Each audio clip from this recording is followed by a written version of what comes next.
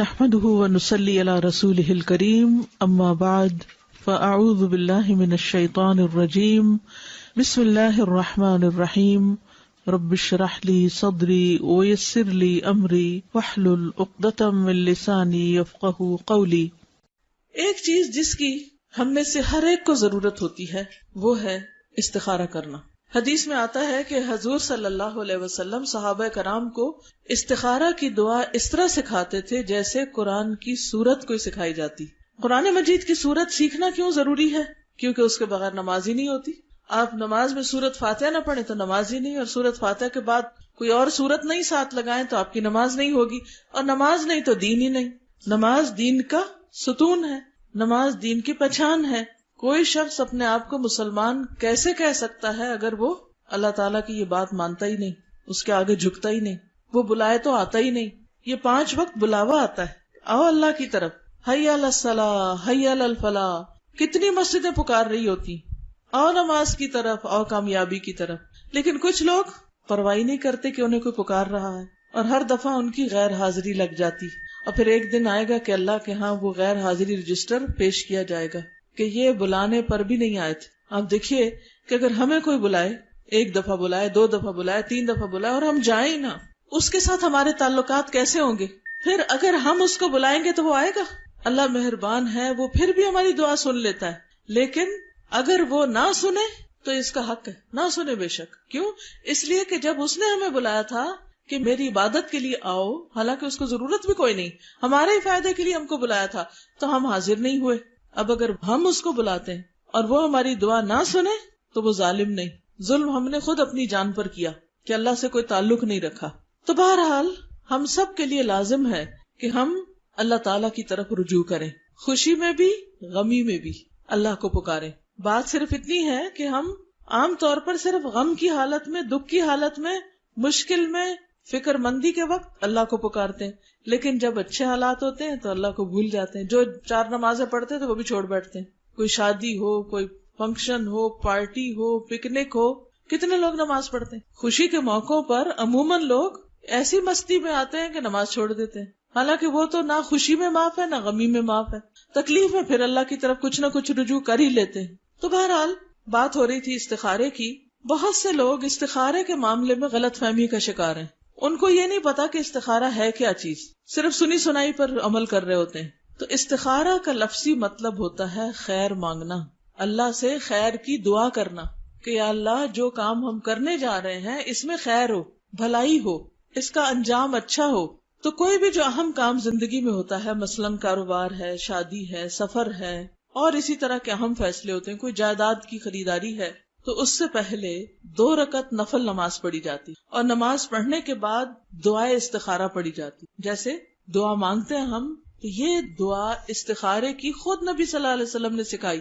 کیسے؟ جیسے قرآن کی سورت سکھاتے تھے۔ اتنی اہم چیز ہے، اتنی اہم دعا ہے۔ ہر انسان کی زندگی میں ایسے بہت سے معاملات پیش آتے ہیں جن میں فیصلہ کرنا بڑا مشکل کام ہوتا ہے۔ رشتہ دیں یا نہ دیں، یہ بزنس شروع کریں کہ نہ کریں، یہ گھر خریدیں کہ نہ، یہ بیچیں کہ نہ، دل میں ایک تردد اور ملال اور ایک خلل سا رہتا ہے۔ تو اس کا حل کیا ہے؟ اس سے چھٹکارا کیسے پائیں؟ کس پہ بھروسہ کریں؟ کس سے مشورہ کریں؟ کون ہم کو گائیڈ کرے کہ کیا کرنا چاہیے؟ تو ایسے میں اللہ ہی اصل خیر خواہ ہے، وہی اصل محبت کرنے والا ہے، اور وہی جاننے والا بھی ہے، وہی صحیح بتا سکتا ہے۔ تو اس لیے عقل مند وہی ہے جو اس وقت خیر کی دعا مانگ کر، یعنی استخارہ کر کے حتمی فیصلہ کر لے۔ امام ابن تیمیہ کہتے ہیں جس نے اللہ سے استخارہ کیا اور مخلوق سے مشورہ کیا، یعنی اللہ سے بھی مشورہ کرو، اللہ سے بھی دعا کرو، اور بندوں سے بھی مشورہ کرو، ڈسکس کرو، اور اپنے کام میں ثابت قدمی اختیار کی، پھر اس کام میں جلد بازی نہ کی، یعنی صبر سے کام لیا، بس فوراً نہیں، دعا کی، ذرا سا انتظار کیا، اور پھر فیصلہ کیا، غور و فکر کے بعد فیصلہ کیا۔ ایسا شخص کبھی نادم نہیں ہوگا، پشیمان نہیں ہوگا کہ اس نے وہ فیصلہ کیوں کیا تھا، کیونکہ اس نے معاملے کے سارے پہلوؤں کو دیکھ لیا تھا۔ اسلام سے پہلے کا جو دور تھا، دور جاہلیت، اس میں لوگ مختلف طریقے اختیار کرتے تھے فیصلے کرنے کے وقت۔ جیسے پرندوں سے پال لیتے، وہ 2 پرندے اڑاتے، اور اگر وہ رائٹ سائڈ پہ چلے جاتے تو کہتے یہ کام ٹھیک، اگر الٹے جاتے تو کہتے یہ کام ٹھیک نہیں ہے۔ اسی طرح نجومیوں اور کاہنوں کے پاس جاتے تھے، ان سے پوچھتے تھے، قرآن اندازی کرتے، قیافہ شناسی کرتے، تیروں کے ذریعے قسمت کا حال معلوم کرتے۔ لیکن اسلام نے ان سارے خود ساختہ طریقوں کی بجائے بندوں کو اپنے رب سے مشورہ کرنا سکھایا۔ حضرت جابر رضی اللہ تعالیٰ عنہ روایت کرتے ہیں کہ رسول اللہ صلی اللہ علیہ وسلم ہمیں ہر کام میں استخارے کی تعلیم اس طرح دیتے جس طرح قرآن مجید کی کسی سورت کی تعلیم دیتے تھے۔ آپ فرماتے، تم میں سے کوئی شخص جب کسی کام کا ارادہ کرے تو فرض کے علاوہ 2 رکعتیں نماز پڑھے اور یہ دعا مانگے، اور پھر استخارہ کی دعا۔ استخارے کی دعا کا مطلب کیا ہے؟ اے اللہ، بے شک میں تجھ سے تیرے علم کے سبب خیر طلب کرتا ہوں، تجھے پتا ہے تو مجھے بھلائی سے نواز، تیری قدرت کے سبب تجھ سے طاقت مانگتا ہوں، تو طاقت والا ہے، مجھے بھی طاقت دے کہ میں صحیح فیصلہ کروں اور کچھ کر سکوں، اور تیرے فضل عظیم کا طلبگار ہوں کہ بے شک تو ہی قدرت رکھتا ہے اور مجھے کوئی قدرت نہیں، تو علم رکھتا ہے میں کچھ نہیں جانتا، تو تمام چھپی ہوئی باتوں کا جاننے والا ہے، یعنی غیب اور راز تیرے علم میں ہے۔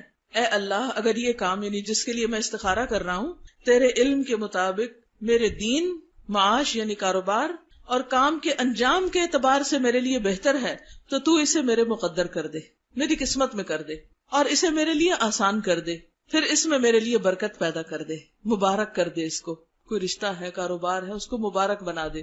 اور اگر تو جانتا ہے کہ یہ کام میرے دین، معاش یعنی کاروبار اور کام کے انجام سے برا ہے تو اسے مجھ سے دور کر دے اور مجھے بھی اس سے دور کر دے، یعنی پھر میں یہ کام نہ کروں، اور جہاں بھی خیر ہو اسے میرا مقدر بنا دے، پھر مجھے اس پر راضی کر دے، یعنی اگر خیر ادھر ہے تو یہ ہو جائے، یہاں خیر نہیں تو جہاں خیر ہے مجھے ادھر موڑ دے، میرا دل اس طرف کر دے، مجھے وہ راہ دکھا دے۔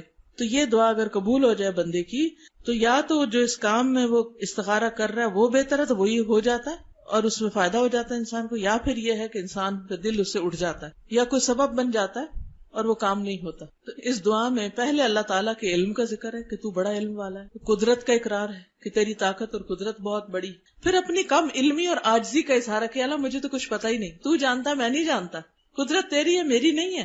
تو دعا کی قبولیت میں یہ بڑا اہم فیکٹر ہے کہ انسان دعا مانگتے وقت اپنی عاجزی اور بندگی اور بے بسی کا اظہار کرے، اور پھر اللہ تعالیٰ سے یہ التجا کرتا ہے انسان کہ اللہ تو اپنے خاص فضل کی وجہ سے مجھے صحیح فیصلے کی توفیق عطا کر۔ خاص طور پر جس چیز میں استخارہ کیا جاتا ہے وہ شادی کا معاملہ ہے، جس میں استخارے کی تعلیم نبی صلی اللہ علیہ وسلم نے خود دی ہے۔ حضرت ابو ایوب انصاری رضی اللہ تعالیٰ عنہ روایت کرتے ہیں، آپ کو معلوم ہے نا ابو ایوب انصاری کون تھے؟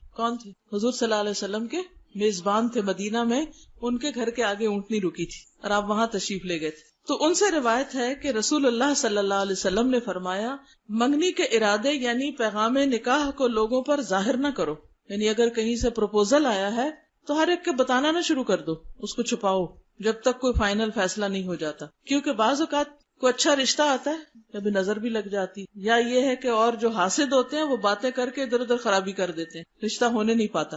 تو کہا کہ جو اگر کوئی پیغام دے تو اس کو ظاہر نہ کرو، یا کسی انسان سے پہلے نہ بات کرو، بلکہ کیا کرو، وضو کرو، اور اچھے طریقے سے وضو کرو، ٹھیک ٹھاک پورے شعور سے، اور ویسے بھی وضو اچھا کرنا چاہیے، کیونکہ ایک مرتبہ نبی صلی اللہ علیہ وسلم نے دیکھا کہ لوگ پاؤں دھو رہے ہیں اور ایڑیاں خشک ہیں، تو آپ نے بلند آواز سے فرمایا، ویل للعقاب من النار، ان ایڑیوں کے لیے آگ سے ہلاکت، ان ایڑیوں کے لیے آگ ہے۔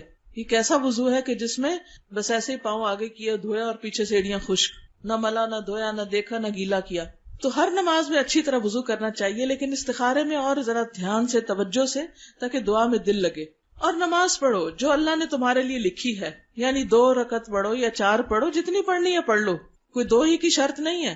پھر اپنے رب کی تعریف کرو، حمد و ثنا کرو، اس کی بزرگی بیان کرو، پھر کہو، اے اللہ، بے شک تو قدرت رکھنے والا ہے اور میں قدرت نہیں رکھتا، تو جانتا ہے میں نہیں جانتا، اور تو ہی تمام غیبوں کا علم رکھتا ہے، پس اگر تیرے نزدیک اس رشتے میں جس کا نام فلاں ہے، یعنی نام لیا جائے اس بندے کا یا بندی کا، میرے دین، میری دنیا اور میری آخرت کی بھلائی ہے تو اسے میرا مقدر کر دے، اور اگر اس کے علاوہ کوئی اور میرے دین اور دنیا اور آخرت کے اعتبار سے بہتر ہے تو اس کا میرے حق میں فیصلہ کر دے، یعنی پھر میرا رشتہ وہاں کروا دے، یا فرمایا میرا مقدر بنا دے، یعنی جو بندہ میرے حق میں اچھا میرے مقدر میں اس کو کر دے۔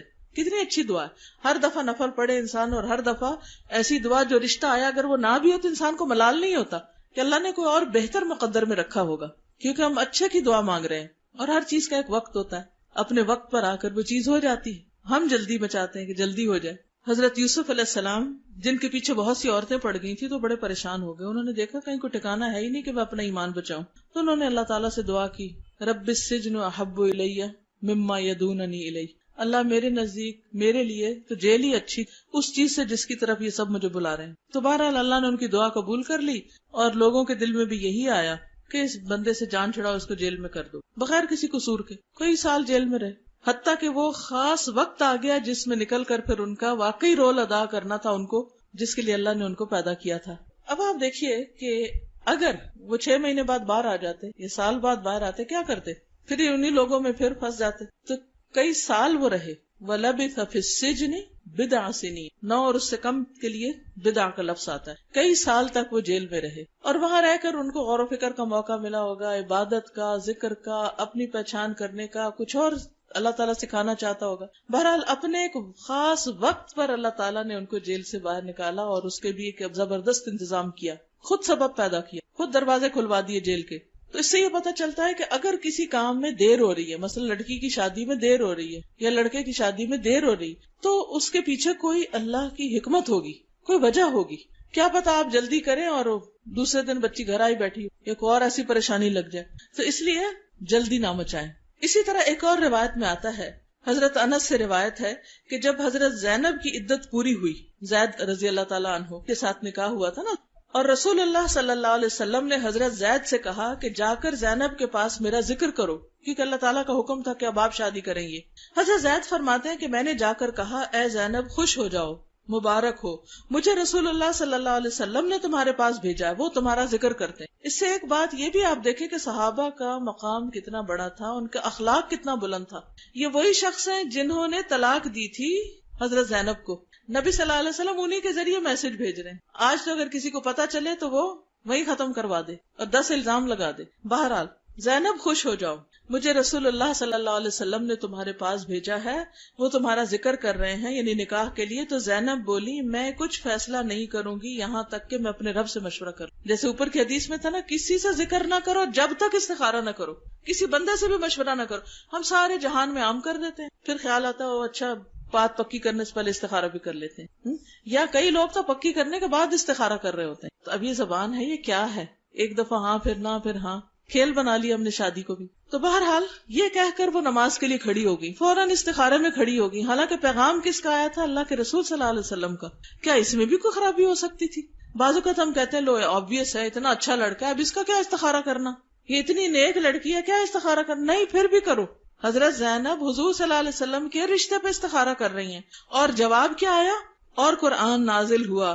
پھر رسول اللہ صلی اللہ علیہ وسلم بغیر اجازت طلب کیے تشریف لے آئے، کیونکہ اللہ نے نکاح آسمان پہ کرا دیا تھا اور آپ تشریف لے آئے. یہی استخارے کا جواب ہوتا ہے کہ رشتہ طے ہو جاتا، بات پکی ہو جاتی یا ختم ہو جاتی. تو بہرحال یہ استخارے کا ایک بہت ہی اہم پہلو ہے. تو شادی کاروبار وغیرہ میں تو عام طور پہ ہم استخارہ کرتے ہیں، لیکن زندگی کے بعض اوقات جو اور روزمرہ کے معاملات ہوتے ہیں اس میں ہم نہیں کرتے، پھر پریشان رہتے پتہ نہیں صحیح ڈیسیژن کیا کہ نہیں کیا. اس میں بھی کر لینا چاہیے. مثلا صحابہ کرام کا طریقہ یہ تھا کہ ہر اہم کام میں استخارہ کرتے تھے. جب رسول اللہ صلی اللہ علیہ وسلم کی وفات کے بعد آپ کو دفن کرنے کا مرحلہ آیا، یعنی آپ فوت ہو گئے اور آپ کو کفن وغیرہ پہنا دیا گیا، تو یہ تھا کہ آپ کی قبر کس طرح کی ہو، بغلی ہو یا شق ہو، سیدھی ہو.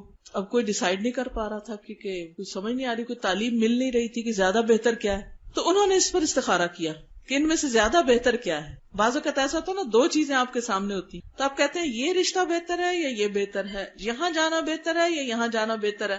تو اسی طرح انہوں نے بھی اس پہ استخارہ کیا. اور کیا ہوا؟ حضرت انس بن مالک کہتے ہیں کہ میں اس وقت مدینہ